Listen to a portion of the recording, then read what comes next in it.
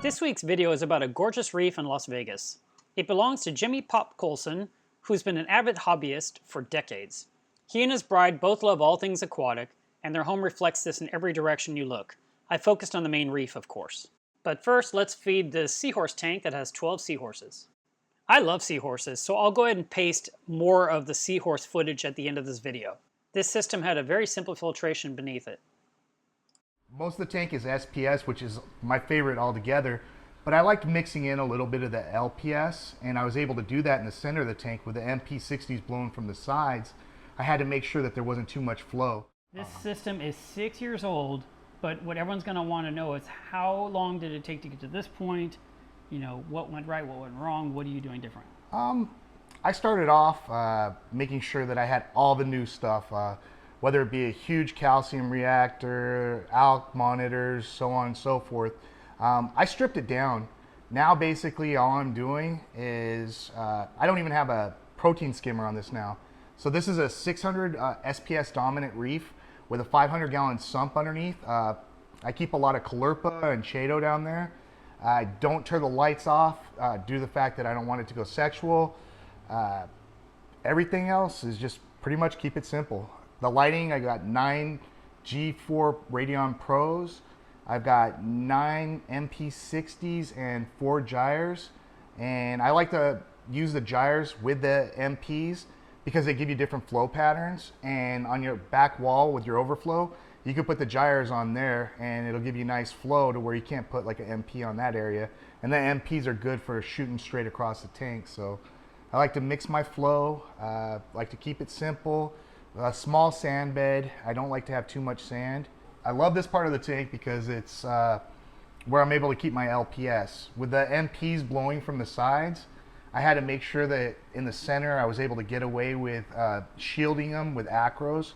So I'm able to get the pectina growing, the Duncans, the different Lobos. And so it's one of my favorite parts of the tank, but my ultimate favorite part is if you go up to the left, I got an acro forest up there of almost all like Reef Asia stuff. Ooh. So that's an acro.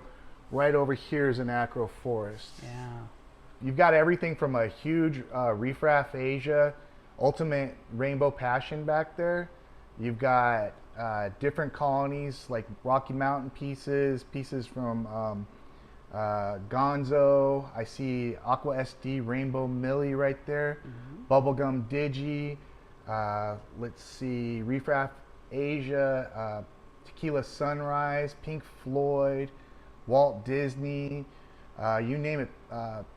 And right there is a wild coral. No, that with no name. Yep, that pink one. Yeah. Right over there is a wild coral that's from Australia. Picked it up from my local fish store. Some of the nicest pieces in here too I picked up from the local fish store, a little on the brown side, and just watch them blossom into something. But you always got to make sure you're dipping.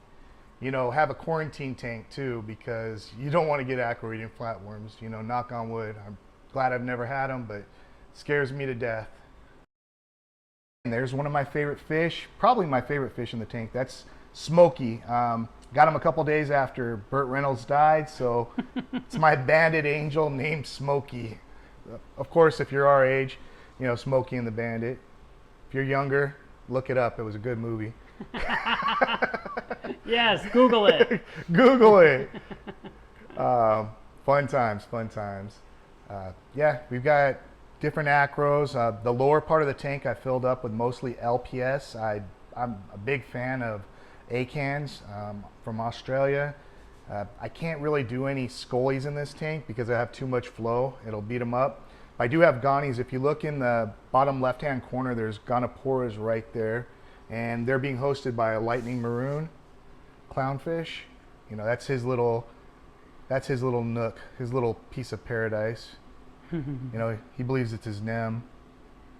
And that's a huge war coral right behind him. Oh, that war coral, and it's split right down the middle. So Just if that. you look closely, yeah, it's just half of it's red with the green, and the other is green with the lighter color. Yeah, that is amazing. Yeah, started off as a little booger-sized frag.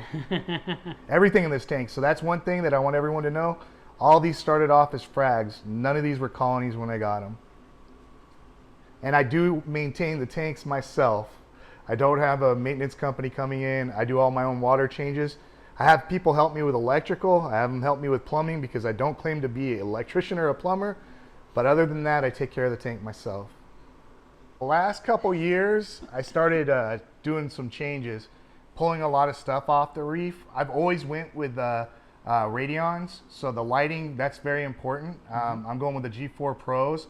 I believe that people say you can't grow acros. Look in here. I don't have anything else going besides those. Flow wise, like I was saying before, I like to mix them, the MPs and the gyres. The two make a really good combination because you're getting different flow patterns. Let's talk about your equipment, because we all care about the high-end equipment that you're using. So tell us about your super high-end equipment that makes this reef live, and how long has it been this new wave? I'm going old school 1980s on stuff. It's amazing. I took off my big calcium reactor. It took 50 pounds of media. I took off my ALK monitor. All I'm doing is dosing A and B. That's it. I've got a Chaeto Callirpa garden for days. I got a 500-gallon sump, and it's almost all Chaeto and Callirpa. And you're doing water changes every week. Yep, 100 gallons a week, so I'm doing almost 10% a week. If I feel like I can usually tell by looking at the tank if I need to do another change because the nutrients are getting high. I just bought an MRC skimmer that I'm going to be putting on here soon, but I haven't had a skimmer going for over 6 months either. Wow, it's skimmerless too? Oh my skimmerless. God. And it's Acroporas. They like it a little dirty. And by dirty, I mean 100% natural. This is just basically all the different seaweed, the Callirpa, the Chaeto is eating the nutrients. The fish are creating enough nutrients to keep the corals going. It's just its own little ecosystem. And I really don't have anything besides A and B being added to the tank and doing the water changes. And I'm using reef, and I am using Coral Essentials. As I need them, I feel like I'm putting it in. And when I started using the reef, I could definitely see a big change in the tank. I got a little more polyp extension, and the colors started to get a little more vibrant. And then the Coral Essentials, they basically give you the different vitamins and everything. Because sometimes without adding everything as you're going, you just add a little bit of that and it just helps. Can I have a question for you? Yes, sir. I don't see, or I'm seeing multiples of the same coral.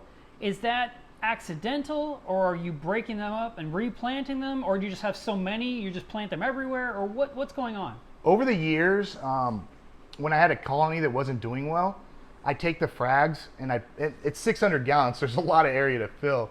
So I glue them down in different areas, hoping that one or two of them would make it. A lot of them did make it. It turned into multiple colonies. Like my Walt Disney, I had a huge colony of it. Half of it got beat up by a power head, so I had to pull off the little branches and glue them down in different areas. And now I have 7-8 colonies of Walt Disney that are a few inches in diameter each. But yeah, and some of them have actually spread. You know, of course you don't want to have the bird's nest spreading in your tank, but I've had them breed like to where they've spawned, and they're all over this tank. There's probably dozens of areas. Another thing is the urchins. The urchins will take corals, break them off, and then just leave them in different areas. Like this colony of Rastas you see right here started off with two little polyps, and then across the tank there's like 7-8 different areas that these Rastas are, because the urchins carried them across the tank, and then they started their own colonies in different areas. Okay, and what we have right here is the dreaded daisy polyps. When we get these on a piece of coral that we bring in, we just panic about it. In a tank this size, 600 gallons, it was bound to happen to where I'd get them. What happened is they turned into a godsend for me in a way. They started growing in between the acros. So my acros, I can have 10 times more acros than I had anticipated, because there's daisy polyps in between the colonies. So the colonies don't ever hit on the base, they hit up top, higher up. So I'm able to just frag the corals. Whereas if they were hitting on the base, it would be just total warfare. But you can see how close a lot of these acros are. And it's because the daisy polyps spread. I'm looking for those polyps everywhere to show people, because I am seeing them here and there and everywhere.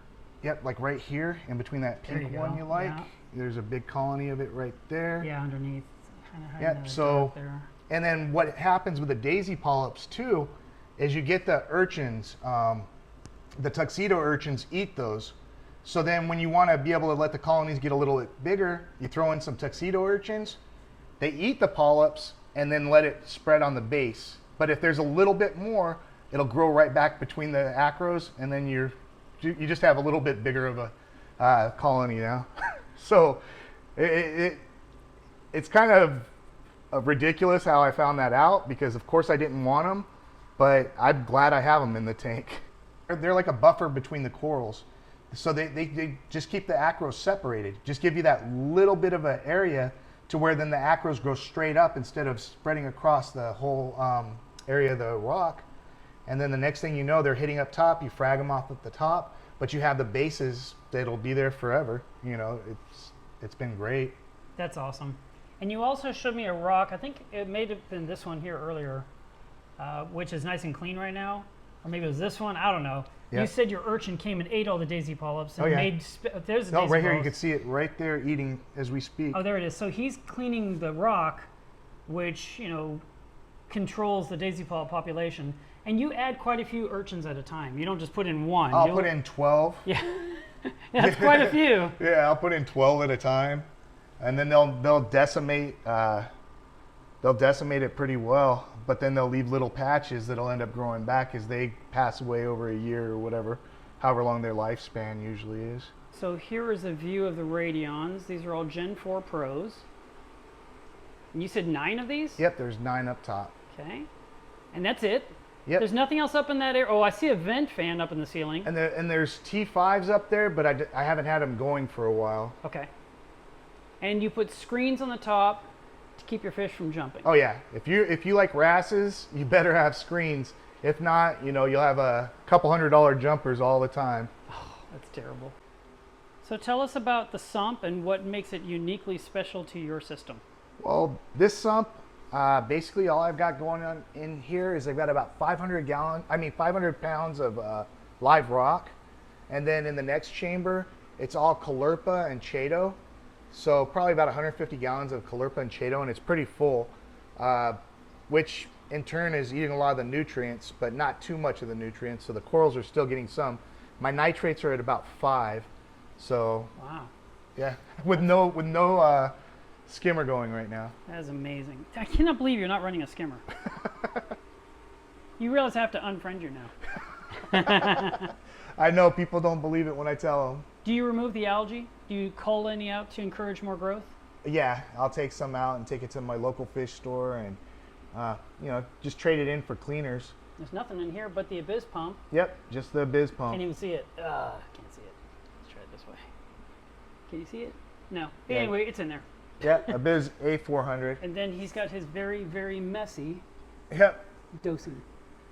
Which is A and B, but you didn't say where it's coming from. So is this bulk reef supply? Yeah, it's bulk reef. Okay. All right. And that is your alkaline and calcium. What about magnesium? Mag, the water changes keep it between 1350 and 1400. Water change a week. What salt do you like to use? Red Sea Coral Pro. Wow. Old school. You were right. Yep. Red Sea Coral Pro. All right. That is the tank blue with no filters whatsoever. This actually is beautiful to the human eye, but it's terrible for the iPhone. All right. So Jimmy is preparing the room that is adjacent to the reef tank, because there's not enough room for everything underneath. So we're going to go over here and... Come on in, guys. What room would this be? This is a restroom. It's a restroom. But that's all I had to work with. It's got like quarantine tanks in this This is a restroom, right? Yes, it is a restroom. Yeah, quarantine tanks in the restroom. And then when the skimmer gets hooked up, it's right there. It's an MRC. Let's see. Got the Apex. Got the Apex. Have everything going on with the Apex. And you are using the dosing pumps to dose the liquids. That's what I'm using, the doses on the dosing of the liquids. All right. So then you get to see the behind the scenes right here. And then over here, here's what we got going on. This is where... So you're making your own water? Yeah, just making my own water until my new water station's hooked up outside, which will be 450 gallons. Wow. And then one for RO, one for salt, I guess. Yes. 55 gallons. And then over here is a weed hiding something. What's that's just the pump for the MRC skimmer.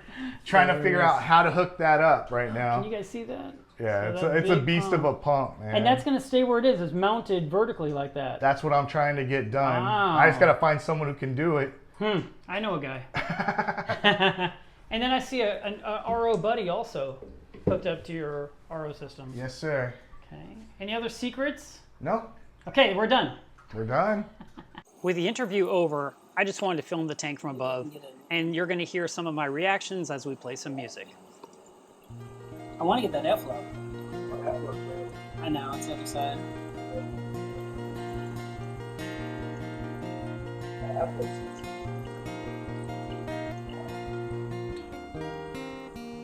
You could just let the box drift. Maybe it'll film better, but I doubt it. Oh my god! That was a little ridiculous. We'll get your Ghanies.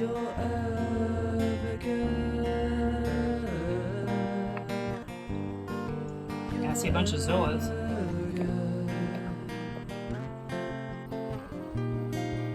Just try and move it. I can already see what it's doing.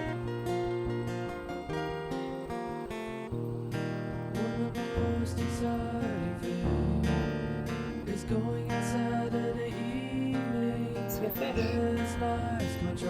No.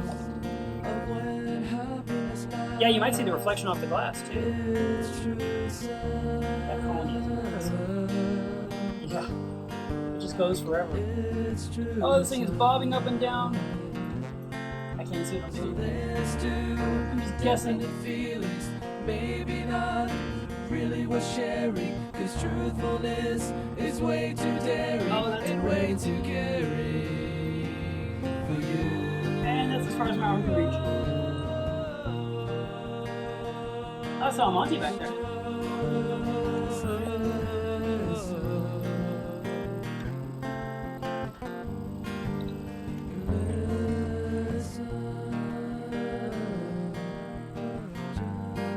I was like, what is that at the bottom? And I realized it was an acro. Was doing something else in my way.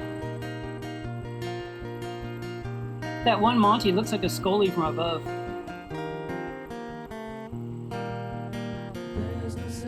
Oh, look at that thing. Jeez, that thing looks so fake. I think it's the forest fire Digi, maybe? Bubblegum, yeah. Yes, there we go. I can see I'm going to be slicing and dicing of this video a little bit. Yeah. Everything's different heights.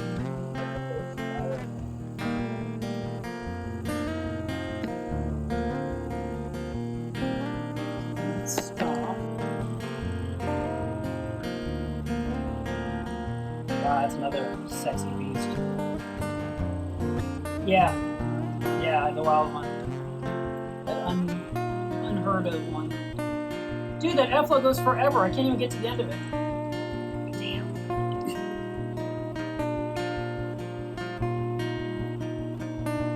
That's more of it, I think, right there, too. Wow. Wow. What is that in the very back? Oh my god. There's a super crazy hot pink one back there. Yes. The treasure you have against that wall. Oh, I see. I am at the wall. Okay, got it. I am getting it. As always, I emphasize how important it is that you get up on a stepladder, on a chair, and look down in your reef. Stop the flow or use a top-down box to look down into your reef, through the surface of the water, and really appreciate what you've got growing in your own living room. Yeah, it's a real shame we don't get to see our tanks like this.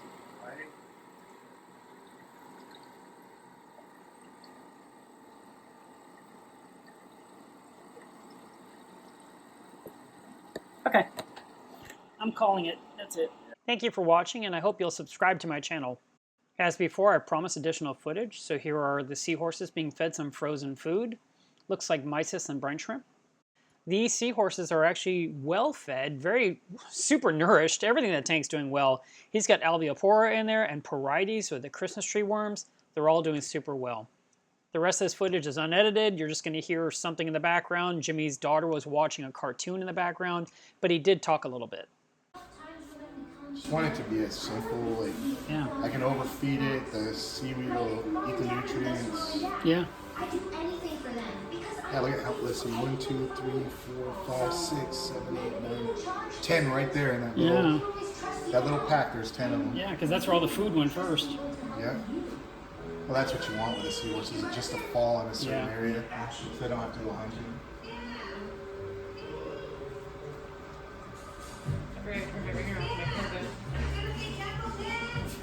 All we need is the perfect passage under the stick.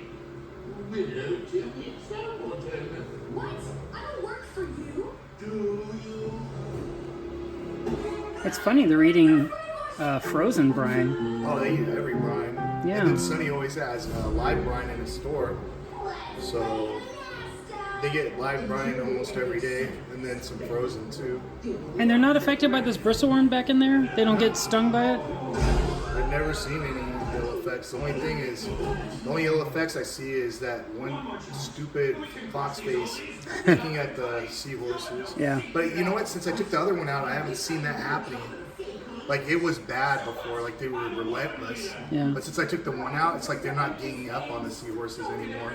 Maybe he like lost his like pack demeanor or something. Yeah.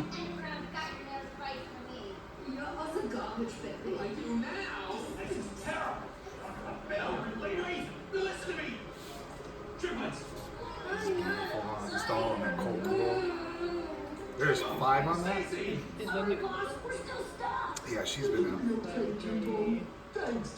Mandarin Gobi. He had a new wrasse today in there. And yeah, he didn't look like he was going to make A little bit of extra knowledge I might as well give you while you're watching this is to know that seahorses really like cooler water than a reef tank.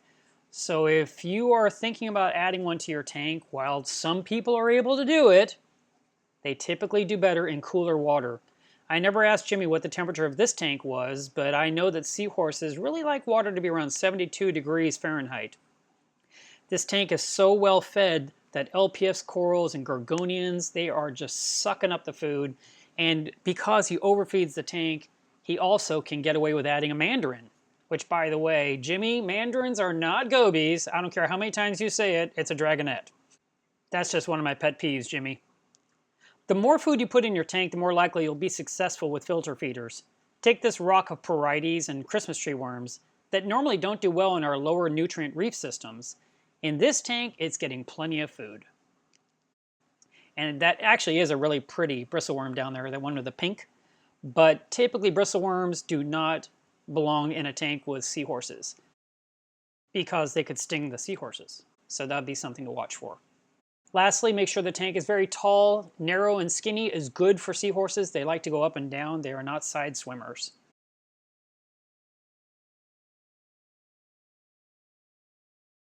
Thank you for watching. See you next week.